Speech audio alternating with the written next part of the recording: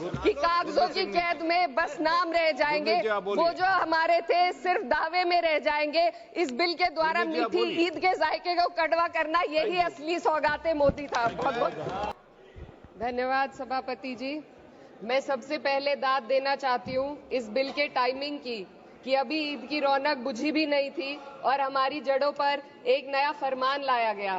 पहले उत्तर प्रदेश में मुसलमानों को नमाज पढ़ने पर रोक लगाई और फिर सौगात में ये बिल लाया गया।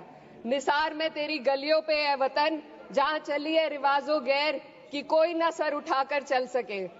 मैं सभापति जी आपको ये बताना चाहती हूँ कि ईद के मौके पर एक विधवा महिला अपनी लड़की के साथ मेरे पास आई और उसने बताया कि वह एक वक्फ की प्रॉपर्टी में रहती है, वही उसके सर पर छत का काम भी करती है और उसकी रोजी रोटी भी वहीं से आती है। वो इस बिल को लेकर इतनी फिक्रमंद थी कि कहीं उससे वो उसकी संपत्ति ना छीन ली जाए।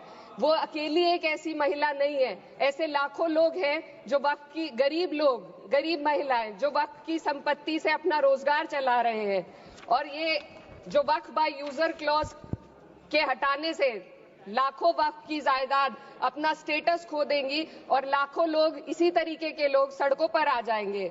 वक्फ क्या है, वक्फ बाय यूजर क्या है? इसका ये मतलब है कि कोई जायदाद अगर सालों से दीन और भलाई के कामों के लिए इस्तेमाल हो रही हो तो वो खुद ब खुद वक्फ मानी जाएगी। हिंदुस्तान की अदालतों ने भी इस बात को तस्लीम किया है। वक्फ बाय यूजर सिर्फ वक्फ बोर्ड को ही मिली कोई खास सौगात नहीं है, ये बल्कि सभी अन्य धार्मिक ट्रस्टों को परंपरा और यूज के आधार पर बिना किसी डॉक्यूमेंटेशन के धार्मिक चरित्र को डिक्लेयर करने का राइट मिला हुआ है। भारत के संविधान के आर्टिकल 13 क्लॉज 3 में कस्टम और यूसेज को कानूनी वैधानिकता प्रदान करता है। इसी आर्टिकल से वक्फ बाय यूजर भी निकला गया है। इस बिल के कानून बनने पर वक्फ बोर्ड तो इस प्रोविजन से हाथ धो बैठेगा, लेकिन अन्य धार्मिक ट्रस्टों को यह सुविधा जारी रहेगी। इससे भारतीय संविधान के आर्टिकल 14 और 15 का सीधा उल्लंघन है, जो धर्म और जाति के आधार पर भेदभाव और कानून के सामने सभी की बराबरी पर जोर देता है।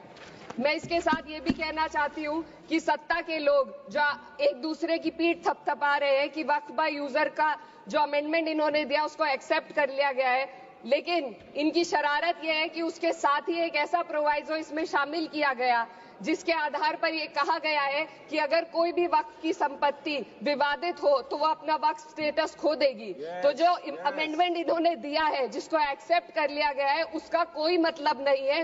ये इनकी नीयत है जो साफ जाहिर हो रही है। सोने पर सुहागा एक काम और किया है। सरकार ने वक्फ की कानून के सेक्शन 107 को हटाकर लिमिटेशन एक्ट में 12 साल तक ही किसी के खिलाफ अदालत में जाने का प्रोविजन है।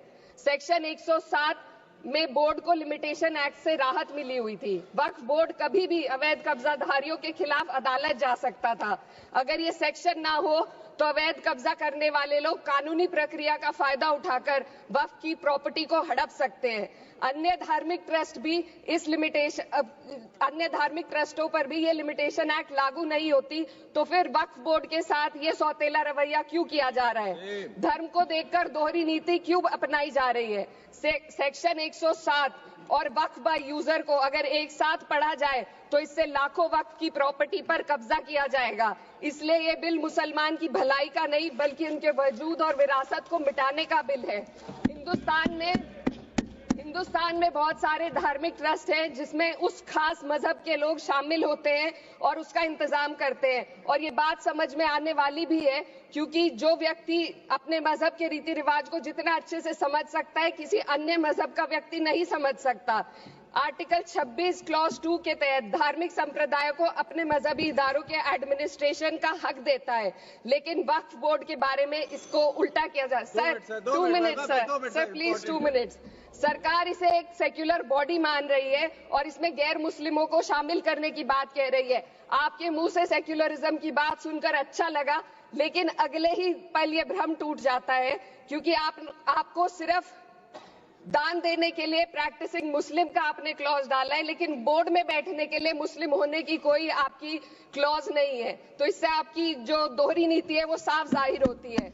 ये वही सरकार है जिसने राम जन्मभूमि ट्रस्ट में ये लिख दिया कि जिला अधिकारी भी अगर होगा तो हिंदू होना चाहिए। कोई मुझे बताए कि वहां पर सेक्युलरिज्म का रस क्यों नहीं घोला गया।